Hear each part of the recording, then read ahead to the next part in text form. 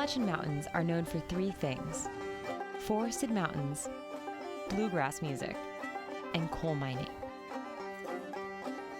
Since the 1970s, a controversial coal mining practice known as mountaintop removal spread across the Appalachian region of the United States.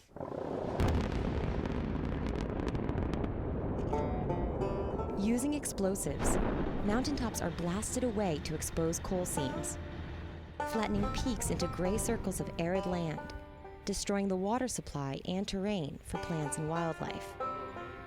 I'm Juliana Schatz in eastern Kentucky, where a grassroots organization is revitalizing these highland habitats.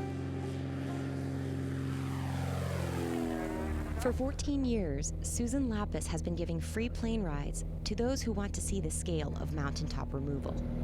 Look at that. We already see a little bit over there, that former mining site. Yeah, I think these are all active. Oh, these are still active sites. Oh, yeah, no. Every once in a while, there'll be a big afternoon blast. There's such a contrast here. There's these beautiful dense forests and then moonscape like land. You know, we could fly over all of Kentucky and over all of southern West Virginia until we ran out of gas 4 hours from now, and you would never run out of mines. Susan flies everyone, from politicians to celebrities, but often it's local miners who get emotional during flights. They don't like to see their homeland blasted to bits, but at the same time, it's the old jobs versus the environment argument where it's big money for Kentucky. Forestry professor Chris Barton runs Green Forest Works, an organization that hopes to reforest all the old mine sites. No, this is representative of a pretty typical large surface mine that we would find in eastern Kentucky. This is what mountaintop removal is. I mean, this is still an active site. I mean, we've just heard an explosion. They're still actively hauling off coal. Under the 1977 Reclamation Act, when companies finish mining, they are only obliged to reshape the blown-up mountains to prevent rock slides and then seed them with grass. However, the conventional reshaping process packs the soil so tightly that it resembles concrete. Dr. Barton aims to change this practice. Otherwise, it would take hundreds of years for trees or any other life to return. It's pretty barren here. I mean, how is this sustain any vegetation? That's where we have to interject to figure out ways that we can sort of mitigate the compaction that's associated with this land, how we can alter the soils so that a forest can actually regrow on this site. Mountaintop removal affects nearly 1.5 million acres of the Appalachian region. It would take about 1 billion trees to replant an area so vast. The first and most important step is seed harvesting. Ninth-generation Appalachian Nathan Hall oversees this part of the project. It's amazing how well these trees will do on land that's been ripped up, because basically they just need a good seedbed to get their roots down into. What may look inhospitable to us is actually really good for trees because you have rocks that are decomposing, so there's a lot of minerals that are available to them. And a lot of these trees are actually adapted to sites that have been disturbed. These aren't any old seedlings. Nathan chooses them for their specific role in reforestation. Called pioneer species, because they are the first plants on a site, adding organic matter and nitrogen to the soil and beginning the ecological recovery. So I wanted to bring you to a brand new, fresh reforestation site. We just got Jimbo, our dozer contractor, over here about 2 days ago. Out there in the distance. Yeah, he's ripping up about 30 acres of mountaintop removal mined land. He's got a big D8 sized dozer with a 4-foot ripper shank on the back, and it's just it's like a giant steel claw that just sinks into the ground and busts everything up so the tree roots. Ripping up all that concrete compacted land. Okay. It's Jimbo Hamilton's job to till the soil so that the seedlings can break through. Hey guys! Hey Jimbo, how are you? Just fine. Can I come up? Yes, ma'am. Nice to meet you. Nice to meet you. How long have you lived in this area? I've lived in this area for 47 years.